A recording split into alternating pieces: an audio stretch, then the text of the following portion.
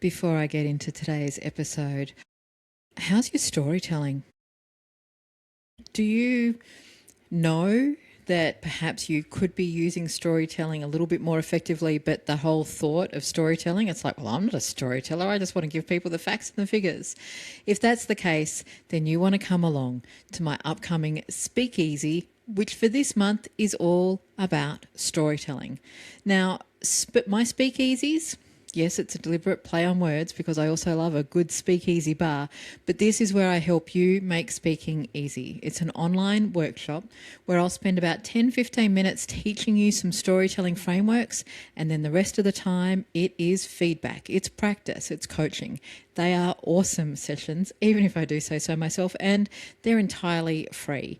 The next one is coming up on the 27th of March. It's a Friday, 11 a.m. Brisbane time, and the link to join and to register, you do need to be registered, is in the show notes.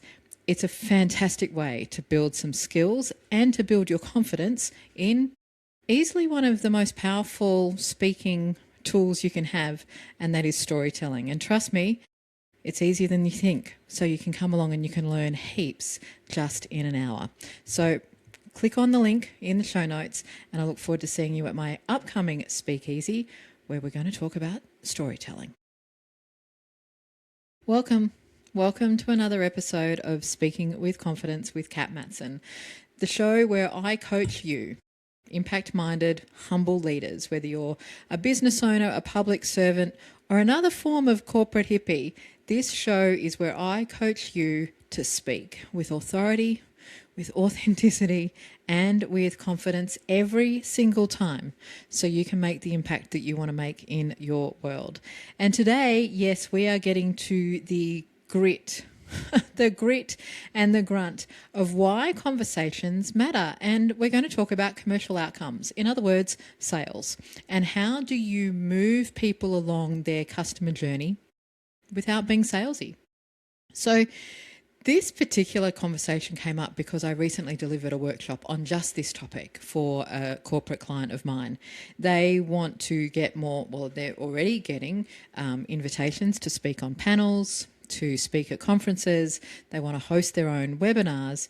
And what they were very clear on is there's no point in doing those things unless there is commercial outcomes. Now, I've been in this game. I've been in the speaking game 30 years. Yep.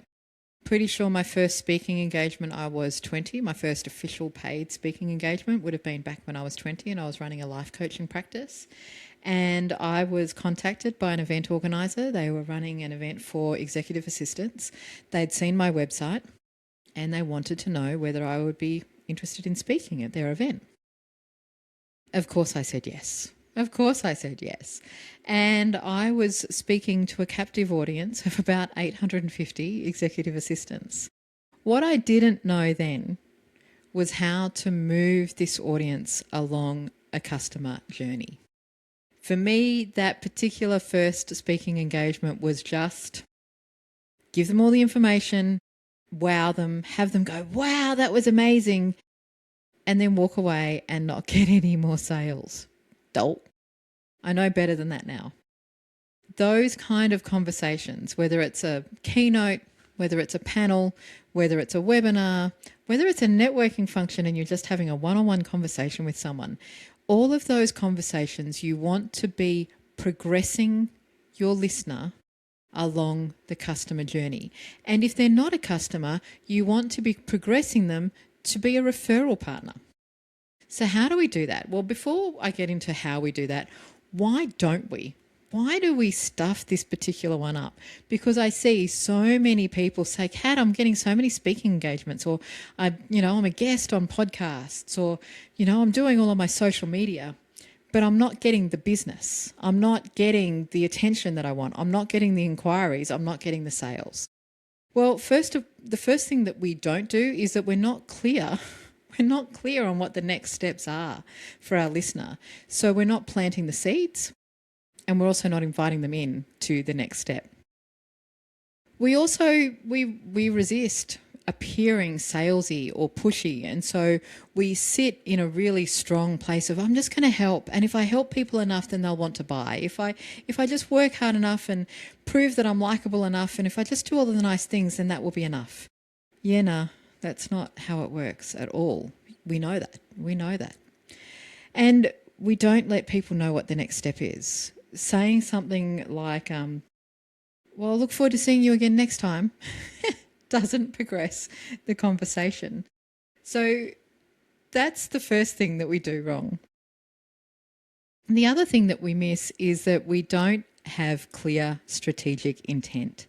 What is the point? What is the strategic intention of this conversation? Now, whether it's a podcast guesting opportunity, whether it's meeting somebody for the first time at a networking function, whether it's a coffee catch-up with someone that you just hit it off with and you want to continue the professional conversation, whether it's a panel, whether it's a keynote, whether it's a sales conversation or an early stage conversation, you need to be clear on what's the strategic intent. What's your ideal outcome? How could you add the most value to your listener, to your audience, and how do you progress them along the line? Now, this is not about giving them everything that they need to know to buy. It's about understanding where they might be on the customer journey and taking the next step. So one of the things that I coach people on is make sure you're clear on your call to action. Be clear on what the next step is so you can be seeding that. So you can be planting the seeds of that throughout your conversation. And then at the end of the conversation, you can be asking them to do what it is that you want them to do. Now, one of the beautiful things about webinars, speaking engagements, is that you can have commercial conversations at scale. You can invite many people into your world. Hint, or in a way of working out loud, I just did that at the top of this episode and invited you into my speakeasy. Moving people along the conversation is key. And so when you are on a speaking engagement, when you have a panel, when you have, actually let's deal with the webinars or the speaking engagements first. Being really clear on what the call to action is and then making it easy for them to take that next step. Booking for the webinar, scan the QR code, sign up to receive the newsletter, whatever the case may be. And then shaping your conversation, shaping your responses to the panel, shaping your keynote so that you're actually moving people along the customer journey. I can almost hear some listeners right now going, but Kat, that's really manipulative. Like people are listening to me because they want the value. It's not about not offering the value, but it is about taking them by the hand and taking them on the journey. Because here's the thing, if you've been invited to speak on a panel to add some value in a particular area because you've got expertise, there's only so much value you can offer them in that 45-minute panel conversation or in that 45-minute webinar. You can add so much more value to them if they come and buy from you, if they come into your space, if they become a client, if they take the next step. And so when we can see commercial conversations as a higher form of service, and then when we have that strategic intent of moving people along the customer journey, then not only is all of the effort that you put into preparing for a webinar, a panel, a keynote, even rocking up to a networking function, all of that effort becomes a better use of your time, but it also helps your listener. It also helps your audience. You help them get their outcome sooner.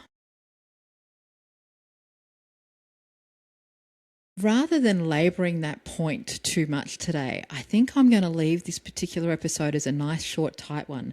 And I want you to think about how can you go into your conversations this week with greater strategic intent?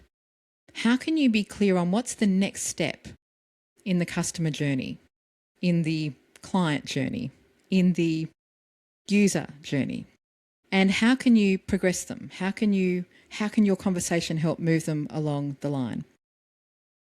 I would highly recommend that you come along to my storytelling speakeasy on the 27th of March, because using stories to help people see how you can help them, to help people see the value that you bring, is a very powerful way of building rapport and moving people along the customer journey without being too salesy. So just click on the link in the show notes and book yourself in.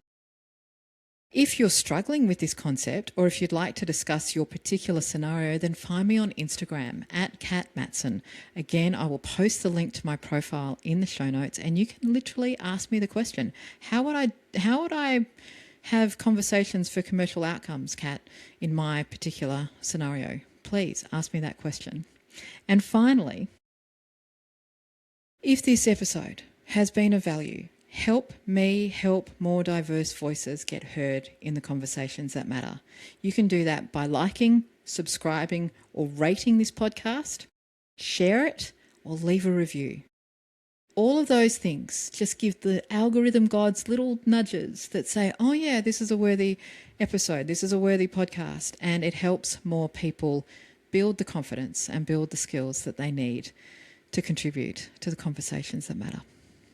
So, with that said, thank you for tuning in. I look forward to seeing you next week, where I am going to talk a little bit more about authentic storytelling. So until then, here's to confidence and here's to impact. I'll see you soon.